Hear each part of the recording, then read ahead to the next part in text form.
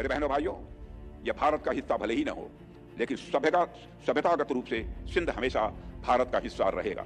और जहां तक जमीन की बात है तो बॉर्डर्स तो बदल सकते हैं, क्या पता कल को सिंध भारत में फिर से वापस आए। डॉक्टर जयशंकर हों या राजनाथ सिंह साहब हों, वो एक ही बात कर रहे हैं कि हमें पाकिस्तान का जो सिंध है वो लेना है, कभी कहते हैं कश्मीर लेना है। ये सुनिएगा डॉक्टर। लेकिन जो बात राजनाथ जी ने बता दी है वो बड़ी इंपॉर्टेंट है, अलार्मिंग है पाकिस्तान के लिए कि इतने वाजे शब्दों में सिंध की बात कर देना कि सिंध बनेगा हिंदुस्तान। ये कह देना कोई आसान काम नहीं, लेकिन अगर उन्होंने कहा है तो कोई ना कोई एंटीसिपेट करने वाले फैक्टर्स उनको जरूर पता होंगे। मैं एक बार फिर, सिंध की धरती भले आज हिंदुस्तान का, भारत का हिस्सा नहीं है, लेकिन सरहदें बदलती रहती हैं और कुछ पता नहीं कि आने वाले वक्त में सिंध भारत में लौट आए। ये बहुत बड़ा बयान है। उन्होंने आगे कहा, अडवाणी साहब का हवाला देते हुए, कि कई हिंदू ऐसे हैं जिन्होंने आज तक सिंध की हिंदुस्तान से अलहदगी को तस्लीम नहीं किया। ना पाकिस्तान को बहुत मजा चखाएंगे पाकिस्तान के लिए। अब ये जो, अगर उसने कोई मिस एडवेंचर किया हमारे साथ तो उसके लिए जंग इतनी महंगी पड़ेगी कि पाकिस्तान अपने हिस्से गंवा बैठेगा। ये बात है भारत की मिलिट्री लीडरशिप, पॉलिटिकल लीडरशिप, की जो लीडरशिप है, जो सही मानों में अगर देखा जाए, वो बार बार एक ही बात कह रही है कि हमें पाकिस्तान लेना है, हमें पाकिस्तान के ऊपर कब्जा करना है। ये समझ नहीं आ रही इसका क्या है। It seems India is trapped somewhere in 60s 70s में इंडिया ट्रैप होकर रह गया। ये पाकिस्तान का एक व्यू है कि जो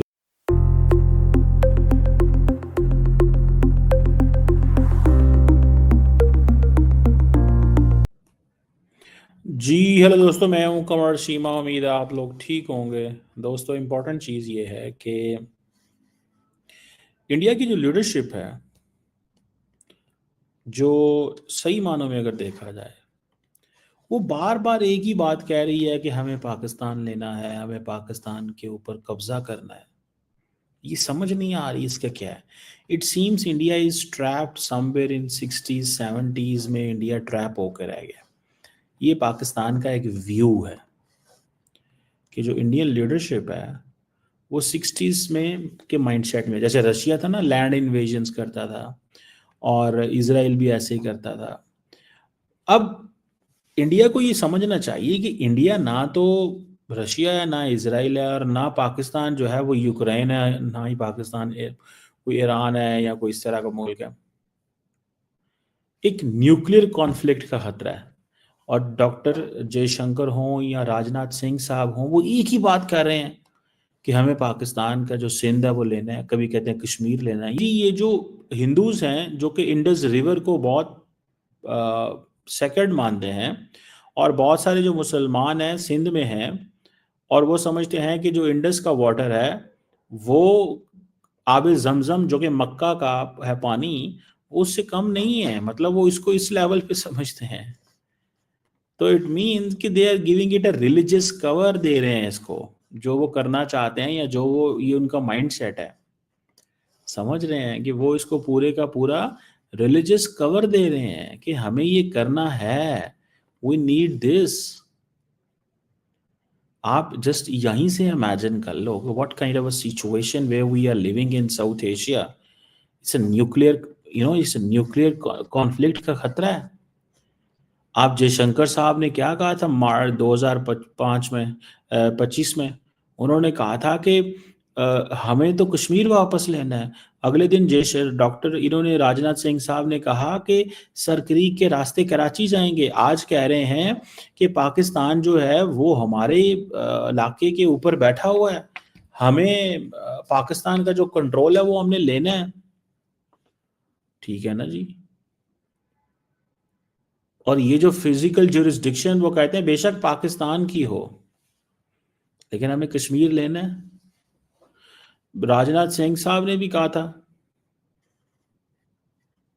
यही यही बातें की कश्मीर के हवाले से।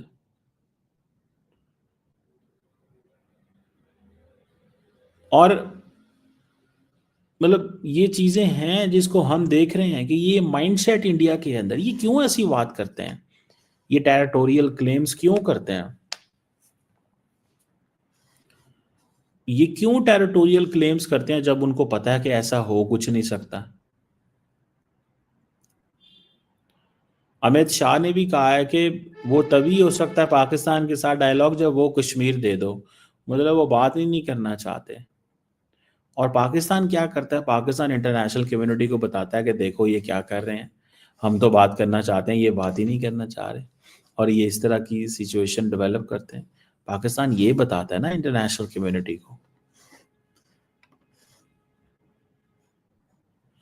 ठीक है जी, पाकिस्तान ये बताता है इंटरनेशनल कम्युनिटी को कि भाई ये चीज जो है दैट इज देयर। ठीक है, सो मुझे ज़ाती तौर पे ये लगता है कि पाकिस्तान को इसको थोड़ा सा एग्रेसिव पोस्चरिंग करनी चाहिए। दूसरी तरफ पाकिस्तानी क्या कहते हैं लीडरशिप, अरे छोड़ो यार, खामोश करो, इनका तो काम ही ये है। बट रिमेंबर, इनका ये काम नहीं है, they are working on this. वो डेलिबरेटली ये सब कुछ करते हैं, डेलिबरेटली सब कुछ करते हैं। वो ये जानबूझ के सब किया जाता है ये तासुर देने के लिए कि भैया मतलब ये सारे का सारा जो है ये इलाका तो हम हैं, ये सब कुछ हमारा है। ठीक है, सो ये दीज आर फ्यू थिंग्स जिनको हमें थोड़ा सा we have to be very careful on this. हमें थोड़ा सा इस पे केयरफुल रहने की ज़रूरत है कि ये इनके राजनाथ सिंह साहब का सिंध के बारे में ये बातें करना, ये कोई महज इत्तेफाक नहीं है।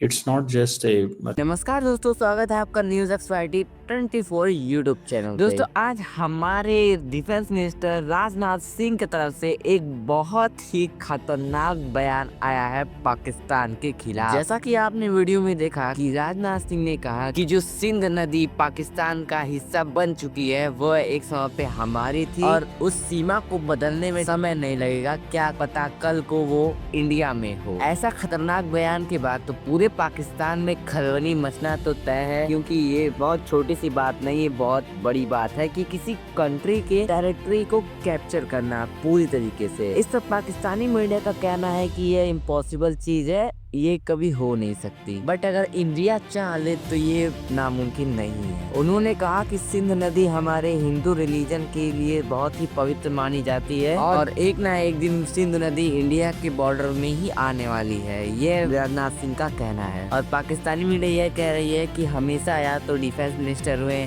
या तो फॉरेन मिनिस्टर हुए, वो लोग यही कह रहे हैं, तो इसका मतलब तय है कि कुछ ना कुछ होने वाला है। और हमारी आर्मी एक्सरसाइज को देख के पाकिस्तान को ये 50% तो पूरा सिक्योर हो ही चुके हैं। आपको क्या लगता है? आप अपनी राय हमें कमेंट में जरूर बताइएगा। हम मिलते हैं आपको ऐसी ही किसी और नई वीडियो में।